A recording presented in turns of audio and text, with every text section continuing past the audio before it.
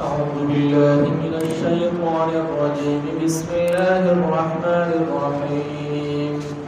يا بني إسرائيل اذكروا نعمتي التي أنعمت عليكم وأني فضلتكم على العالمين واتقوا يوما لا تجزي نفس عن نفس شيئا ولا يقبل منها شفاعة ولا يؤخذ منها عدل ولا هم ينصرون صدق الله العظيم. د سورہ بقرہ شپږم نمبر رکوع او 47 نمبر آیات ته په دې رکوع کې هم الله تعالی بنی اسرائیل مخاطب کوي او باغی باندې د خپل نعمتونو او اظهار کوي او داغه یاد دهانی ورته کوي او د اخرت نه یری چې ګوره دا مو وایي چې مونږه چونکه بنی اسرائیل او الله مونږه په ډېرو فرقو او امتونو باندې فضیلت راکړی و کله چې پیدا شیو تر اوسه پورې هغه فضیلت باقی دی نو موږ ته الله تعالی په آخرت کې هم څه نه وایي او په آخرت کې هم موږ معاف کوي نو الله ورله هغه غلط فهمي لرې کوي چې ستاسو دا غلط فهمي چې دا صحیح نه ده نو الله تعالی فرمایي یا بنی اسرائیل اے بنی یعقوب علیہ السلام اولادا اذکروا یاد کئی نعمتی اللتی زما اغا انعامات انعمت علیکم چی ما پتا سو باندی کردی دی وانی فضلتکم او ما تاسو تفضیلت در کردی علی العالمین پٹو عالم باندی یعنی اللہ تعالی پا دی بنی اسرائیل باندی چی کلن پیدا شیو دا محمد رسول اللہ صلی اللہ علیہ وسلم دا زمانے پوری اللہ تعالیٰ پدغی فرقا او پدغی بنی اسرائیل باندې مختلف قسم انعامات کړو کله من او سلوا او کله چې دی هغه د وچو ګډو نه اوبره ایستله او کله چې دی هغه د ظالم جابر بادشاه نه په احسن طریقې سره خلاصولو او کله چې دی یو ښه ښارونو ته ورننه کولو مختلف ډېر شی انبیا پای کې پیدا کول خلق پکې پیدا کول دا ټول الله تعالی د طرف انعامات دغه شان مختلف عذابونو نه بچ کول چې کوی تور پراغه دا غینه خلاص کړو دا ټول انعامات بل دا چې مجموعي تور باندې اغیتا په نور کله نه چې پیدا شیو باغې با اغیتا په نور امتونو باندې فضیلت په نور قومونو باندې اغیتا فضیلت حاصل او هغه د خپل هغه فضیلت چونکه قدر ونکو حقې ونه پیژاندو نو چې کله د نبی علی السلام د رسالت انکار وکړو نو الله تعالی به یو مهر ولګو چې ضربت علیهم الذلة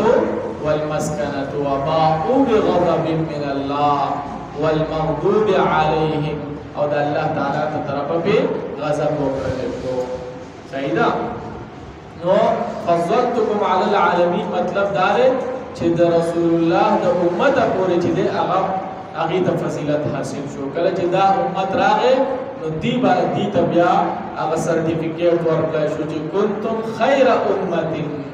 اخرجت للناس تاسو چې د هغه په امتونو کې بهترین امت صحیح ده امتا وسطا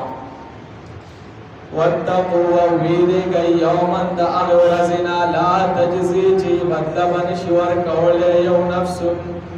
یو نفس عن نفس بل نفس تا شیئا د څه شیز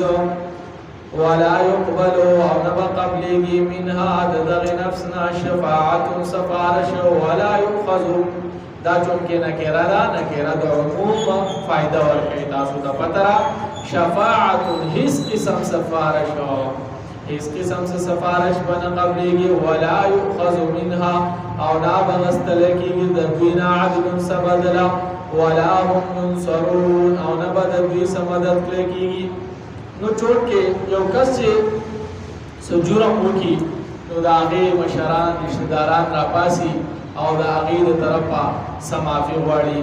چې په هغې کار نه کېږي یا څه بنده ورله ورکړل کېږي بیا چې دی هغې له څه سفارش کوشش کوي چې هغه څه سفارش ورله وکړي چې هغه هم نه کېږي بیا ورله چې دی هغه څه رشوت په طور څه ورکوي هغه هم نه کېږي نو بیا نورې څه حربي استعمالوي نو هغه ټول صورتونه الله تعالی په دې کې ذکر کړه چې ورې د قیامت په ورځ باندې دا شیز نشته چې یو نفس به پلار وراپاسي د زوی د طرفه به سفارش کوي یا زوی د طرف نه بس هغه هدیه ودیه ورکوي یا به چې دی هغه معافي غواړي هېڅ قسم څه صورت د خلاصي نشته دی قیامت کې به چې دی او په آخرت کې بچ کېدل هغه صرف او صرف په خپل عمل باندې بچ کېدل دي وَإِذْ نَجَّيْنَاكُمْ او یاد کئی اغا وقت چی کلمات تاسو خلاص کلی من آل فرعون د فرعونیانونا یسومونکم چی تاسو تبه درکولو سوء العذاب دردناک عذاب یذبحون ابناءکم دردناک عذاب سی شو چی زبکول بیس تاسو بچی ستاسو زامن ویستحیون او ژوندی به پرېښو دي نساءکم ستاسو لوڼه وفي ذلكم او پدغه کې پدې واقعا کې پدې کې بلا او نزمایش او امتحان من ربکم تاسو د رب د طرفه عظیم ډېر غټ نو الله تعالی د فرعونانو ته داهم د بنی اسرائیل ته دام ور یاد چې د یعقوب علی السلام اولادا تاسو یاد کړئ هغه وخت چې کله په تاسو باندې سخت ازمایش او د فرعون او د آل فرعون د طرف نه ابا ستاسو نیکونو او ستاسو ډېر نیکونو ته هغه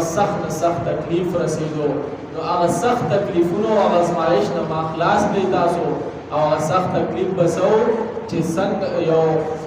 فرعون چون کې خوب لیدلی و پکې او د اورې لیدلی کمرې نو هغه فرعون خوب ولیدو چې په بني اسرائیلو کې یو کس به راځي او د سلطنت فرعون خاتمه به د هغې په لاس باندې کېږي نو هغه وویل د نجومیانو نه تپوس وکړو نو نجومیان ورته دغه تعبیر وښودو چې بني اسرائیل کې به دغه ماشوم دی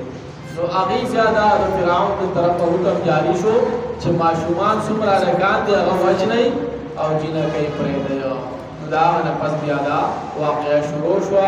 خو موسی علیه السلام الله تعالی د هغې نه بچ کړو د فرعون په محل کې او د فرعون د پوزې لاندې او د هغه په غېږ کې غټ شو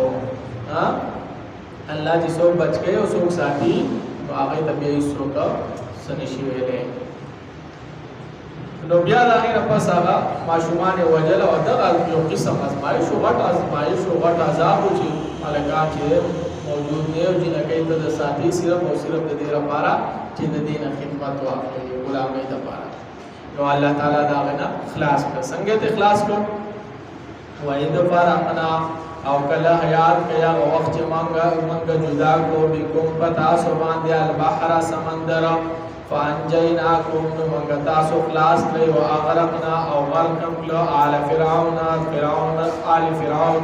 وانتم تنظرون او تاسو تماشا کولا تاسو ورته کتل نو هغه داسې وشوله چې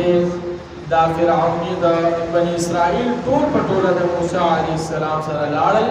شپې ووتل او ځان یې ویسته کله چې دوی ته خبر وشو فرعونیانو ته دوی پسې بیا شاته سهار ووتل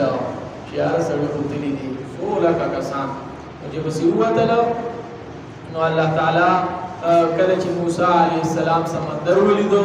نو چې اوس به څه کوو الله تعالی ورته دا وکړه وهي چې په خپل لاټۍ د سمندر وها چې سمندر یې څنګه وو الله تعالی په منځبانې وځي کو او استلال ورته جوړ کړي نو موسی علیه السلام او دا غي لشکر چې ده هغه دنه شو لاړل هغه طرف ته چې کلا دی فرعون ولید چې هغه لاړ نو د دې اسپم چې هغه روان شو او شاته سي هغه لشکر روان شو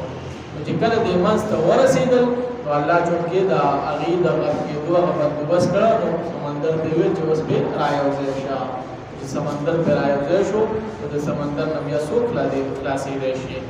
ټول فرعونیان غرق کړه او خوا طرف نو ورته چې موسی علیه السلام او د هغې لښکر چرته هغې ورته وویل وانتم تنظرون او تاسو تماشه کوله د بره نه. یا بني